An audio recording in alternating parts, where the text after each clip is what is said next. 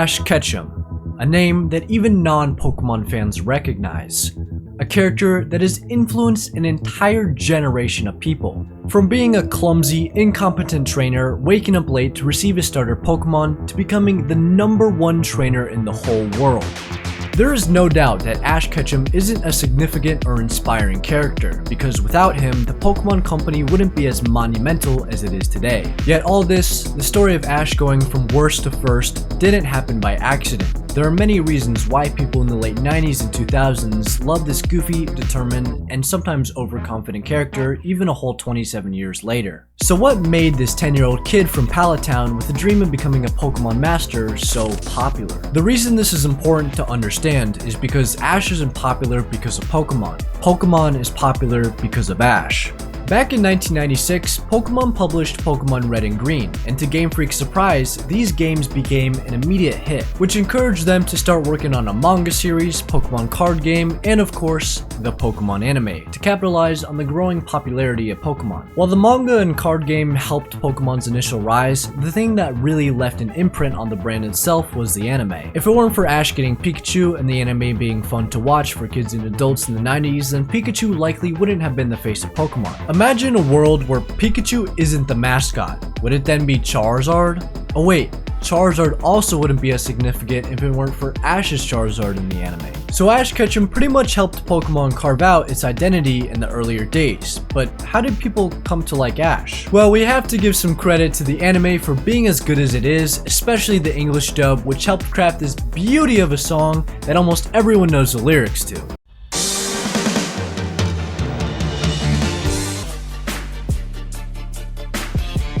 Yeah, that song was so good. They even remastered it in the best Pokemon series ever, XY.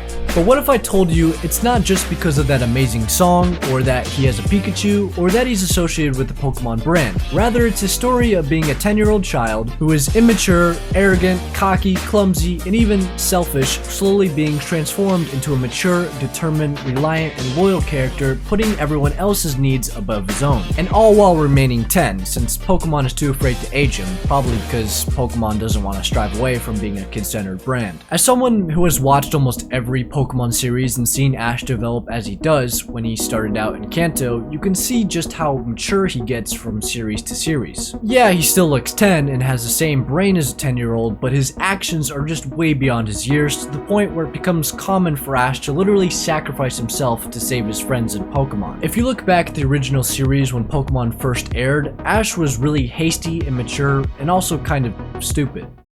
That means I'm stupid? But back then, that was part of his charm. I think the reason why even people coming to watch the anime for the first time all of a sudden love Ash's character is because he's really stupid and funny. It's okay. It's working just fine. I wasn't asking about your camera. I was worried about you. But you see, this camera is my life. Get yourself a new life. Obviously, he's the hero of the story, so naturally many people are going to be drawn to him, but there's still something that makes Ash different from your average run-of-the-mill TV protagonist. And this factor could be contributed to many of the things he did during his time in the show, yet one trait that kind of defines Ash's character and what makes people gravitate towards him is his mindset. Throughout every series, we can see Ash doing this one thing that sets him apart from all other TV shows that are similar to Pokemon, and that is, of course, Ash's motto of never giving up till it's over. Ash will be in the middle of a tough match, helping his fellow companions, helping random people, rescuing Pokemon, or even trying to save the world from destruction. No matter the odds, no matter the stakes, no matter the difficulty, he will always never give up till it's over. Now that to me is remarkably inspiring, especially for a guy who's only supposed to be 10 years old, but back even in season 1, this was Ash's mindset. He can be fighting in Onyx with his newly obtained Pikachu being squeezed to death with seemingly no escape, yet Ash stays determined, and while he'll lose battles, like a lot of battles, he still continues moving forward, and eventually, with hard work, he succeeds. He said he wanted to become a Pokemon Master, and what did he do, ladies and gentlemen? He became a Pokemon Master. Now, yes, you can say this is a little unrealistic, sure, but you have to understand it's an anime set in a world where animals can basically do magic. Things are gonna be a little far-fetched, but that doesn't necessarily mean Ash's mindset is unrealistic. Not a lot of people know this, but Ash's character is named after the creator of Pokemon, Satoshi Tajiri, and in the Japanese version of Pokemon, Ash is called Satoshi. But what you probably didn't know was that Tajiri's life was pretty much the blueprint for Ash's character. Before Tajiri made Pokemon, and even before he got into game development, Tajiri would spend most of his time at his local park hunting and collecting bugs. Tajiri loved discovering all kinds of insects while spending time with them, getting to know them, and obsessing over these little creatures. Kinda like another guy I know who loves to travel and discover, capture, spend time with, and bond with all of these different Pokemon throughout various regions. Another trait that they both share is never giving up even when being faced with difficult challenges. Tajiri would sometimes work 20 hours a day while making the first Pokemon games, as it had a pretty rough development cycle and not a lot of resources. Ash would also work day and night training with his Pokemon to get prepared for the next gym battle, rival match, or the upcoming Pokemon League. And guess what? All that work Tajiri did finally paid off, as Pokemon became an immediate success, just like how Ash went from losing many times, training consistently, working his butt off, to eventually making it to the Masters 8 tournament where he became the #1 trainer in the whole world. The difference between the two is Ash took 25 years. I'd say Ash is basically the overrated, exaggerated version of Tajiri, but that's kind of what anime is after all, an over-exaggeration of life in a way. Now I'm gonna be honest, as much as I admire Ash's work ethic, when I was 10 years old, that wasn't the reason I liked him. Nowadays, that's for sure the reason, especially after watching a series like XY, where bros just be casually jumping off buildings to save his friends. Yet there's this one trait which I'm sure those who watched Ash in XY, Diamond and Pearl, and Journeys know what I'm talking about when I say, it's cause Ash is just so darn cool. You can show me any other TV character, movie character, or anime character, but none of them are on the same level of Ash's coolness. But coolness is a pretty loose term, so what do I mean when I say coolness? When I say coolness, I'm referring to his traits and how he acts. His rules, you could say. A while back, I saw this YouTube short of the 8 rules of Ash Ketchum, and I think it summarized his character and coolness perfectly. These are some of the rules of Mr. Ketchum that I, or even you, could take away and apply to our own lives. Number 1, never give up.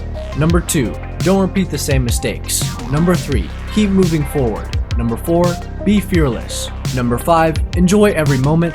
Number 6, have a positive attitude. Number 7, believe in your dreams. And number 8, and this one's why he's so cool, becoming stronger is the only option. Name me any other fictional character that has half these traits, nonetheless all of them. Yeah, you might have someone who's really strong, fearless, maybe motively driven, but do they have a positive attitude? Are they enjoying each moment like Ash, who's always got a smile on his face no matter the circumstance? Alright, that's not entirely true. Ash does get depressed from time to time after his losses, but he always finds a way to bounce back and come out on the other side. He's that guy that every kid in the early 2000s wanted to be, and I guess you could contribute this more to Pokemon because you kind of have to be a fan of Pokemon in order to really admire Ash since he's a Pokemon trainer. And who doesn't want to be a Pokemon trainer living in the world of Pokemon? That in and of itself sounds really cool. Yet I wouldn't say that's the sole factor for Ash's success as a cultural icon, because as I mentioned before, Ash was the embodiment of Pokemon's core identity. A forever 10-year-old boy who dreams of becoming the very best. But isn't it weird that to this day, Ash never said in the show what that statement really means? Even after becoming the #1 trainer in the world, he still didn't consider himself a Pokemon master. Being champion isn't my goal. The thing is, I still think of myself as a challenger. I want to go on a lot more adventures, meet lots more Pokemon, and take everything I learn every day and put it to good use. The thing is, I want to be friends with all of the Pokemon in the world. That's what it means to be a Pokemon master. Bro just gave us the most politically correct answer. I think the reason for that being like that is that's exactly the whole idea of Pokemon. In the games, what do? Fight gym leaders, capture Pokemon, enter into contests, complete the Pokédex, catch shiny Pokemon, trade Pokemon, defeat the evil organizations, become the champion, save the world, all that stuff. You see, Pokemon, they don't direct you into doing one specific thing. Sure, you'll have to fight gym leaders to become champion to progress the story, but you're not forced to do anything beyond that. Some people just play the games to catch all the Pokemon, like Pokemon Go. Maybe it's the world and discovery of Pokemon that some people find the most enjoyable. Maybe it's the deep lore that fascinates them, or catching shinies, or doing challenges like Nuzlocke, or my personal favorite thing, coming up with stupid strategies to surprise my opponents in battle, like making Gudra super bulky and giving it only status moves to annoy my opponents. Essentially, Pokemon takes that same message of not really having just one goal, but many different goals, and applies it to Ash. He's always on the move, always traveling and meeting new people, and for him, I think it's the journey and experience that makes his character have depth and soul, and we as viewers tend to like watching that. Ash is that character that when you walk in a room with him, he's the man who has the most aura. He's like a human magnet. He attracts everyone to him, and he definitely pulls the most out of any other anime character. And the greatest thing is he isn't even trying. He just exists. Like, Ash, when going to a new region, will have no problem exploring and traveling on his own, but then in 5 minutes he'll find someone and immediately they'll want to start traveling with him. This happens at the start of literally every series he's in. People be leaving their jobs to come travel with Ash. That's how much aura this guy has. Yeah, he's got infinite aura. That's why he can bond Phenomenon and Mega Evolve his Lucario. Bro is just him. Everyone's got their own ways for liking Ketchum. Maybe it's because he's funny or inspirational, or his relationship with his fellow Pokemon, or even the Pokemon themselves. Either way, you can't deny that Ash Ketchum isn't one of the most popular fictional figures of all time. I mean, there's a reason why Pokemon is as big as it is, and part of that success is 100% contributed to our boy Ash. And what's great is that even kids and adults alike can have fun watching him battle his way up to the top, becoming the best like no one ever was. And that is why Ash Ketchum is so popular. This video is actually really fun to make. I'm surprised no one else has really talked about this. Anyways, join my Discord. Bye!